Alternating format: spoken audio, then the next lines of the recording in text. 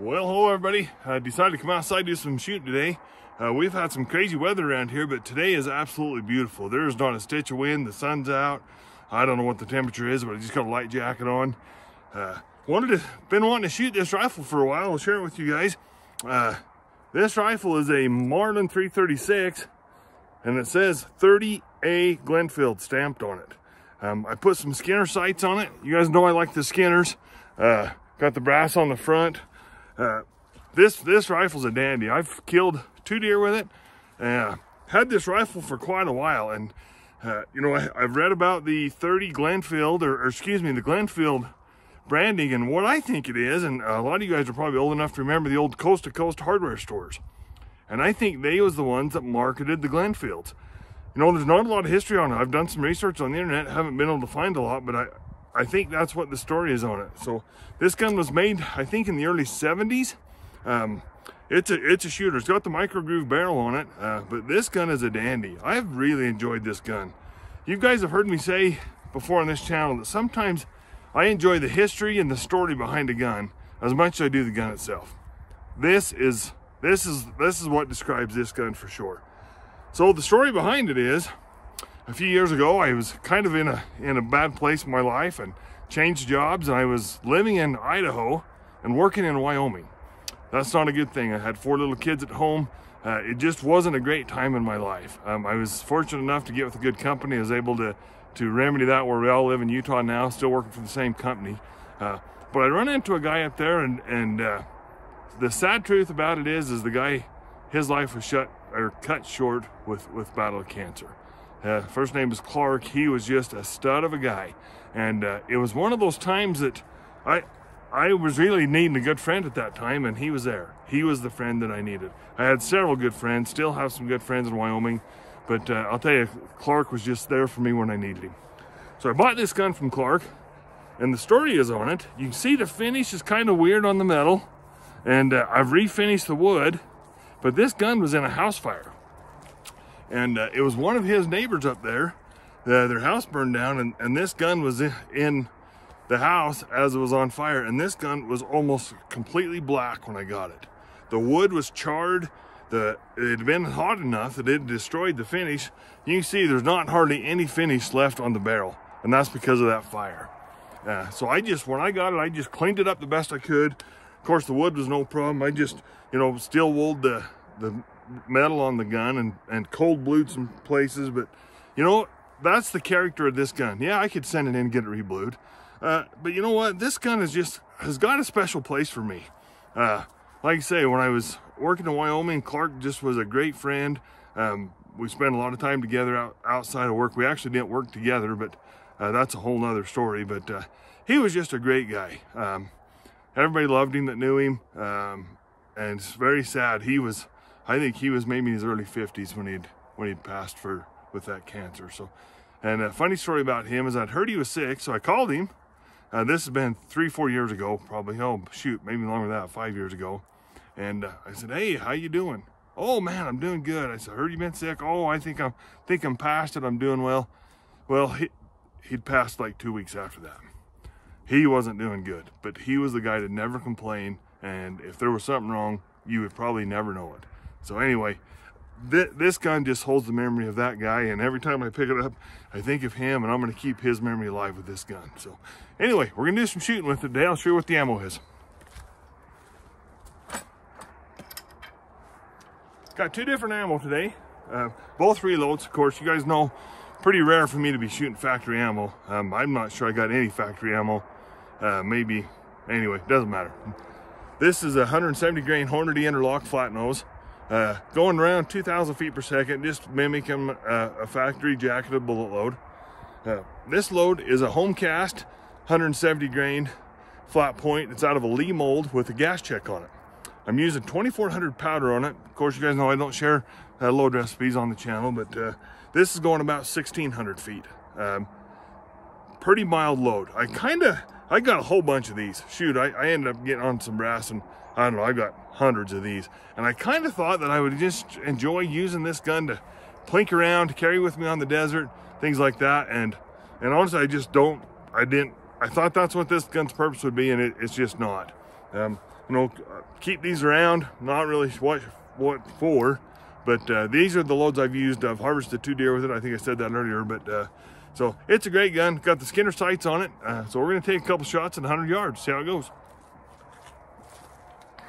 So the first load we're gonna shoot is a jacket of bullets. If I remember correctly, shame to say I haven't shot this gun in probably 2 or 3 years, but I think the cast bullets print really low, like maybe a foot or so low. I'm not exactly sure.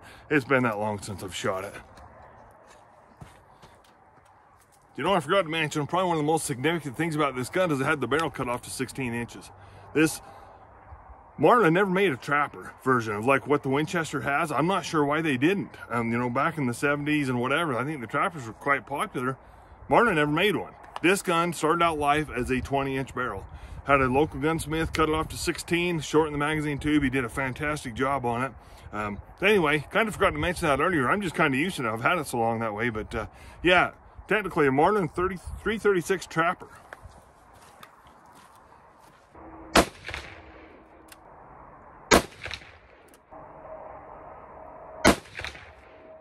All right, guys. Well, I haven't shot those Skinner sights for a while, and you know, they're a great sight. I got a couple of them on got sights on those Skinner sights on a couple different guns.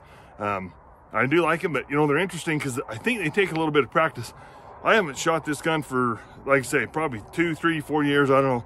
Be interested to see how the groups are, so we'll walk up and take a look. But I just asked you guys, you know, if you take just a second and hit the subscribe button for me. You know, I did a little bit of research on my channel, and I've got a very small percentage of my viewers that are actually subscribed. So we're trying to grow the channel. We got some fun things planned. So if you wouldn't mind, take a minute and hit that subscribe button. Let's go up and have a look at the target. All right, guys. Well, I got one of these splatter targets, so it's easy to see the holes. Not a great group. Of course, these two look really shiny. Had to pull that one. Got a tape measure here. That's about a 3 3/4 inch group, something like that. Just under 4 inches. Not a great group by any means, but we're gonna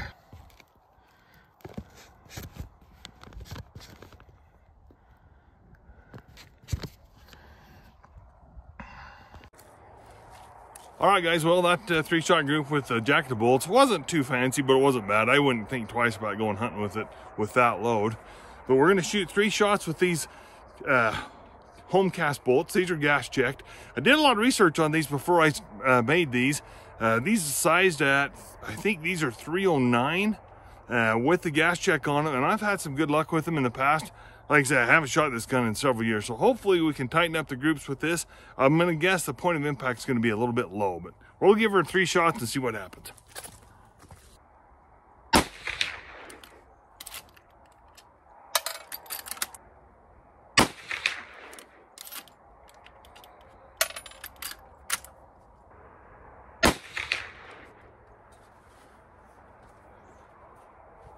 All right, guys. Well, hopefully that group will tighten up a little bit. We'll go up and have a look at it.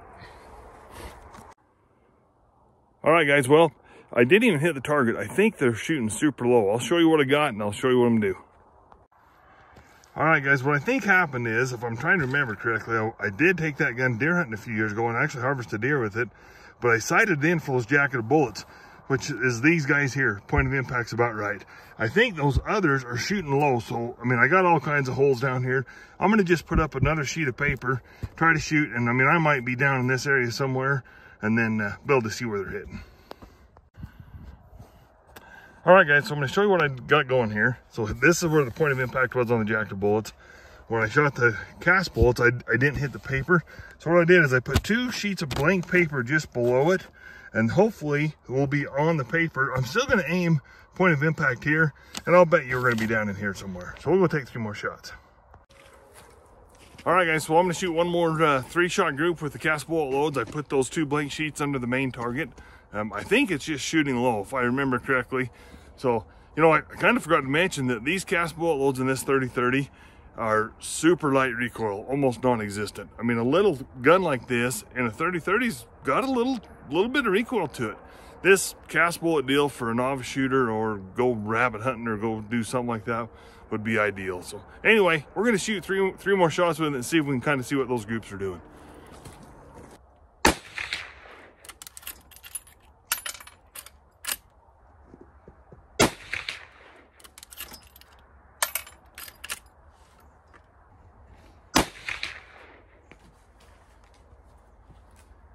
Hope I didn't pull that last shot. It didn't feel all that great. We'll run up and have a look at it. All right, guys, well, that wasn't a great group. I was hoping to be a little better.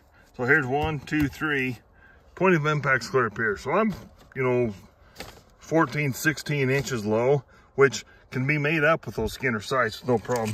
That group's about 4 inches. And I know I've shot better groups with that gun. It's probably just me not having a great day at the range, but. All right, guys, we're gonna call that a day. You know, I didn't shoot great groups with that gun. I know that it's capable of shooting it better. Those gas checks on that cast bullet, they shoot better than that. I don't know, I'm kind of just having an off day. I'm not sure what's going on. I was hoping I could shoot a little bit better, but there again, I've kind of said it before, you know, earlier in the video, that I haven't shot that gun for probably 3 or 4 years. And with those peep sights, it just, for me, it takes me a couple box or 2 of shells to get warmed up to it. So anyway, that's a dandy little rifle. Like I say, I've killed a couple deer with it. Got a lot of great memories with Clark in Wyoming on that rifle. So that rifle is pretty, I cherish that rifle. That's pretty important to me, and it's got some great memories with it. So anyway, please subscribe, and thanks for watching.